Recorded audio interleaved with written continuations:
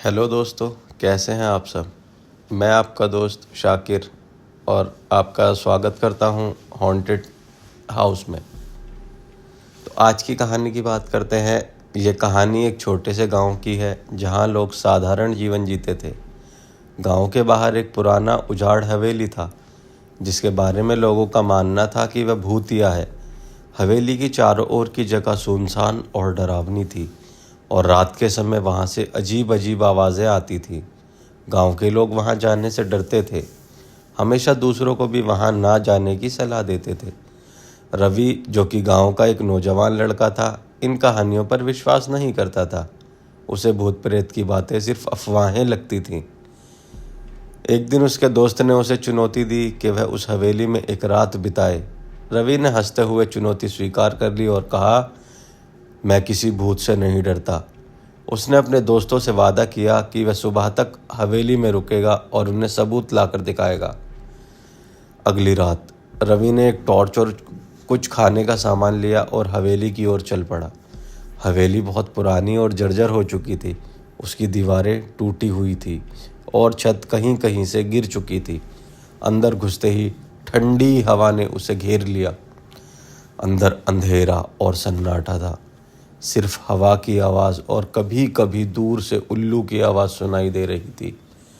थोड़ी देर के लिए तो रवि भी डर गया, लेकिन उसे अपने दोस्त को दिया हुआ वादा याद आया और वो फिर आगे बढ़ने लगा। जैसे ही वो थोड़ी दूर चला, उसे लगा कि उसके कंधे पर किसी ने हाथ मारा है और उसको एकदम से सन की आवाज़ आने लगी। रवि ने अपने आप को बहादुर बनाए रखा और हवेली के एक कमरे में बैठकर इंतज़ार करने लगा। उसने सोचा कि समय बिताने के लिए कुछ खा ले। जैसे ही वह खाने के लिए अपना सामान निकालने लगा, अचानक हवेली का दरवाज़ा ज़ोर से बंद हो गया।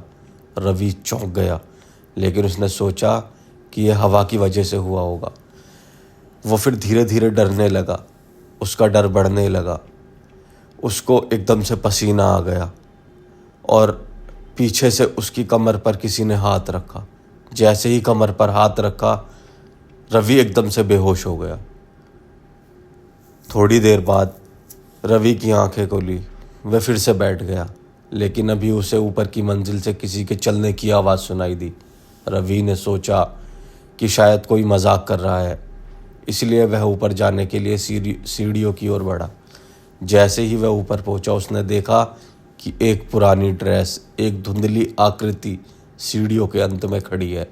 उसका चेहरा आधा छुपा हुआ था, लेकिन उसकी आंखें सीधी रवि की ओर देख रही थी। रवि की सांसें रुक गई। उसे समझ नहीं आया कि वह आकृति असली थी या उसकी आंखें धोखा खा रही हैं। अचानक वह आकृति सीढ़ियों से गायब हो गई। रवि ने डरते हुए नीचे देखा तो वह आकृति अब सीढ़ियों के नीचे खड़ी थी। उसकी आंखें और भी ज़्यादा भयानक लग रही थी। रवि का दिल तेज़ी से धड़कने लगा। वह पीछे हटने लगा, लेकिन उसका पैर फिसल गया और वह ज़मीन पर गिर पड़ा। उसने जल्दी से उठने की कोशिश की, लेकिन अब वह आकृति उसके ठीक सामने थी। उसकी सफ़ेद खोखली आंखें रवि को घूर रही थी। रवि ने किसी तरह खुद को उठाया और पूरी ताकत से हवेली से बाहर की ओर भागा। पीछे से उसे हंसी की आवाज़ सुनाई दे रही थी। वह हंसी इंसानी नहीं लग रही थी, वह डरावनी और खौफनाक थी। वह दौड़ता हुआ गांव तक पहुंचा और हाँफते हुए अपने घर में घुसा। उसने दरवाज़ा बंद किया और खुद को कमरे में बंद कर लिया। अगले दिन रवि ने गांव वालों को अपनी कहानी सुनाई, लेकिन कुछ लोग उसकी बात पर यकीन नहीं कर पाए।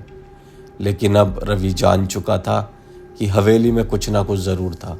उसके बाद किसी ने भी उस हवेली की ओर जाने की हिम्मत नहीं की और वह हवेली हमेशा के लिए भूतिया हवेली के नाम से जानी जाने लगी। और वह हवेली हमेशा के लिए भूतिया हवेली के नाम से जाने लगी। तो ये थी हमारी कहानी, जो कि हमारे गांव की ही है। और आपको ये कहानी कैसी लगी कमेंट बॉक्स में ज़रूर बताएं। और अगर कहानी अच्छी लगी हो तो हमें इंस्पायर करने के लिए हमारे YouTube चैनल को सब्सक्राइब करें और अपने दोस्तों के साथ शेयर करें, ताकि हम और मेहनत करें और आपको अच्छे से अच्छी हॉरर स्टोरी सुनाते रहें। धन्यवाद।